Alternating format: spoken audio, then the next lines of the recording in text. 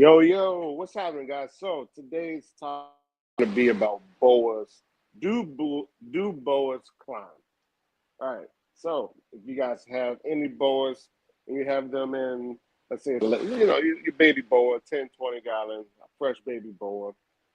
If you have them, you may not know that they climb, but they. And I also have Joey here for the first time on the podcast um, to also tell you guys a little what she's seeing, if she's seen any boas in the wild, because she's been in and out of the Amazon for years. So, wait. Um, we're going to get into that. We're going to talk about the boas climbing, where they come from, diets, and this is just going to be a general talk. So, here we go. So, boas, they come from South America. They come from all different in South America. And I'm gonna bring Joey in so she can also, like I said, tell you guys a little bit more about the environment, the habitat, and the jungle, just so you guys can get more of a feel for a visual feel for it. You can just as if you're, if you close your eyes, because she's very, very, very particular about the details. So if she's talking about it, you'll be able to like really imagine it, and it'll be just like you were there with us. So, but yeah, I'm into the boas climbing, the diets. But first, we're going to do pretty much an introduction on boas. So, the boas that I come from either, the ones that you guys are more the ones that are more common are like the Nicaraguan boas, the Carol boas, and I'm still not familiar with the whole BCI, BCC thing. I mean, I'm new to this locality kind of thing, so a lot of you may already, those who are really, really, really into boas, you may know more about this than me. And if you want, you can just chime in the chat. So, I'm gonna bring Joey out really quick. You guys haven't even met Joey yet. You want to come in and tell them about some boas, or just about the Amazon, where they come from.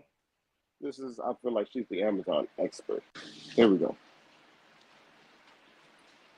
Joey, you want to come and talk about the Amazon and where the boas come from? It's just so nutty. Oh yeah, she's a short one, guys. Am I gonna hear anything? I just.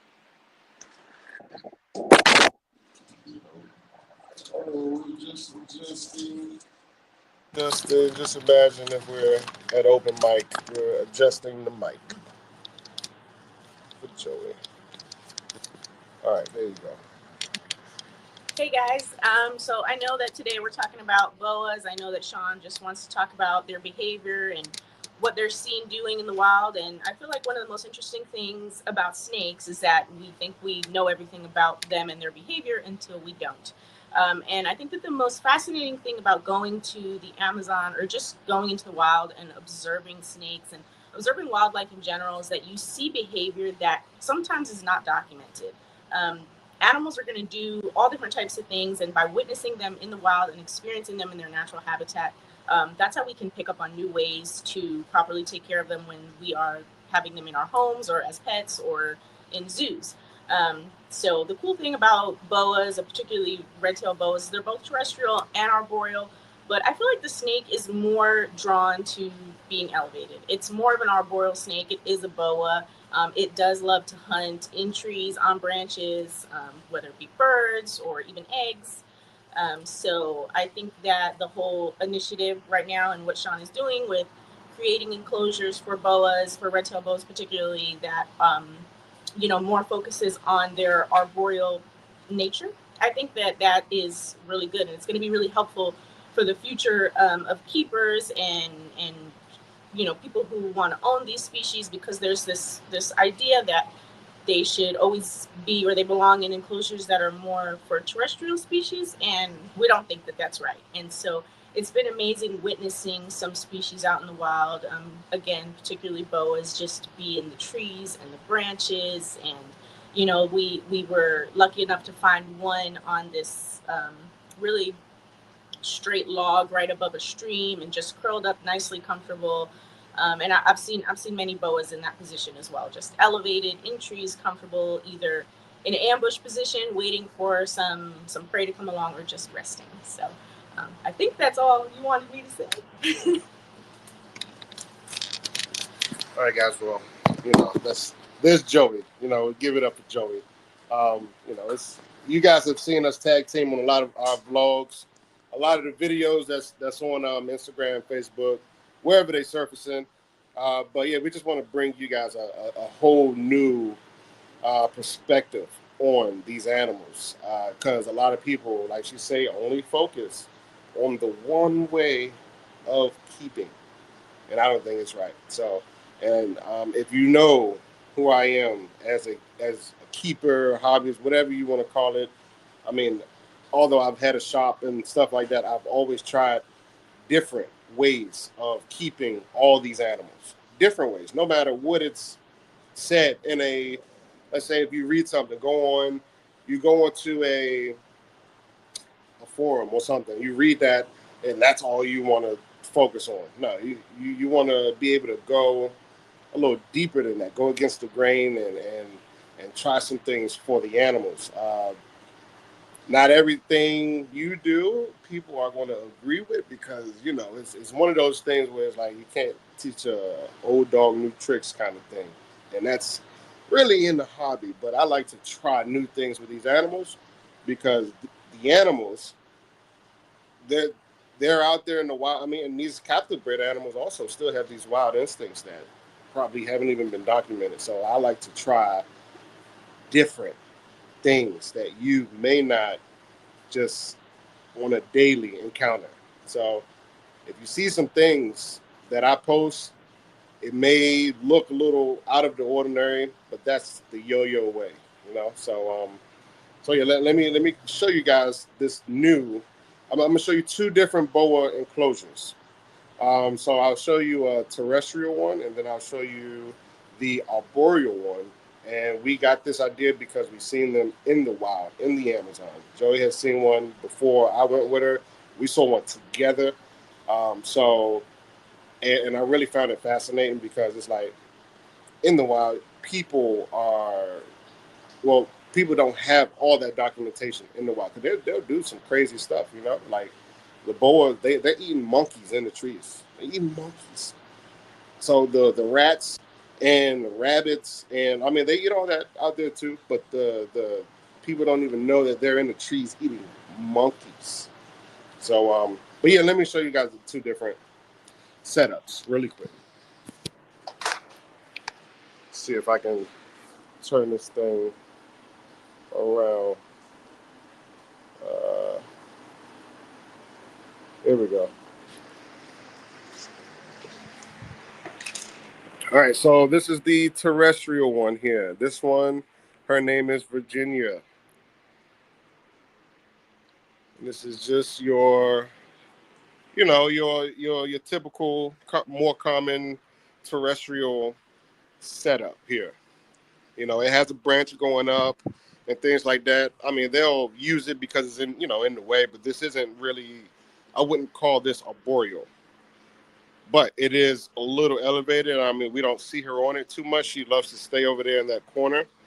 And then, I mean, that this is what the hobby has taught you guys. Just this. But what Yo-Yo is going to teach you is that it can be set up like this here. Do you see this? And it's not even finished. I'm still working on it. So if you guys want to go and look at the vlog, I have I've been filming the whole production of this. So from literally from nothing all the way up here. So this is a 9-foot enclosure, 9 tall, 8 or 9 feet tall. And so, I just took some vines here, made it look, as natural as possible. And right now, she is sitting up here nice and comfortable, as if she would in the trees. Her species would in the trees. She is not a wild caught boa. Um, she is a captive boa. She's at least like 10 years old. But this enclosure is set up to be um, as if I wanted to mimic the wild as much as possible here. So, um, and I want Joey to stand in here just to give you guys a size reference. If you want to stand in, because some people will see this and be like, "Oh, dang, that's a small enclosure." I mean, this is a pretty large enclosure here. You see this? So, so she also has this area here where she can come down. Like I said, I'm still not complete. I'm still not finished with it yet. She has this area where she can come down. It's nice and humid down here. I'll get a fogger for her. She has a nice pool there. I'm set up a filter and things like that. She has a way to go up and get up there. I saw her track down there, so that was something that I did see this morning. She did come down and she got back up. So, uh, but yes, boas climb. Everyone, just remember that. Like I said, I'm gonna put a fogger in here so that it keep the humidity going. Um, and also replace this mesh with some plexiglass, like how I like it, plexi or acrylic, so that it can trap the humidity up at the top. So you guys are getting a first look, like a real first look before I even put my next vlog out. Looking at, actually, yeah, before I put my next vlog out at Project Rosie 3.0. So if you guys got any questions, you guys can always shoot your boy a message, because I'm always tell you guys different ways of keeping. Oh, Joey, this goes in the door. I'm always tell you guys different ways of keeping these reptiles. Not your ordinary way. I do a lot of homework. I do a lot of trial and error. Like, for example, if that enclosure doesn't work for her, all I can do is switch it up and expand, which I already do plan to do, because we have some another project that we're about to do in here. So her enclosure will be able to expand wider. So it'll still keep the height, but we'll be able to make it wider for her. So that's going to also be really, really cool. And I think I'm pretty done. I think I'm gonna wrap it up, guys. We hit our 15 minutes. And yeah, man, welcome to the vlog, the Yo-Yo Show. You guys met Joey. Follow Joey, Joey of the Jungle, and we'll put that in the description so you guys can find her as well.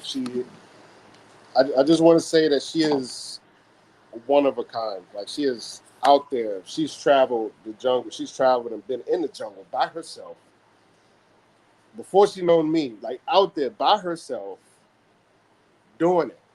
Like, come on, like a female in the jungle doing this alone, going into dangerous territory, dangerous jungles, like where the indigenous people, where you hear stories where they're probably telling you where not to go, and they would tell her not to go there, and she would still go there by herself and stay in lodges and go herping out at night by herself and finding all these cool creatures.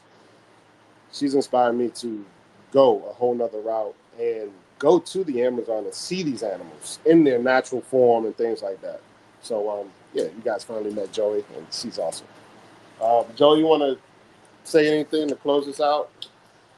I guess I'll just say in closing, because we are talking about keeping animals, right?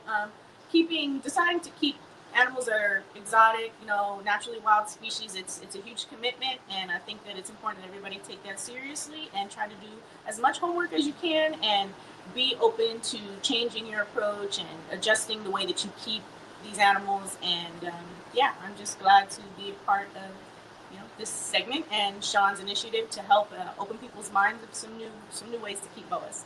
And your social. Oh, and you can follow me at Joey of the Jungle. Each word is separated by a period, so it's Joey.of.the.jungle on Instagram. And you know where to find me. I'm right here, the YOYO Experience. You can find me anywhere. Just type it in on Google. You can find me. Type in YOX2. But yeah, we're going to wrap it up. And we'll see you in the next one, guys.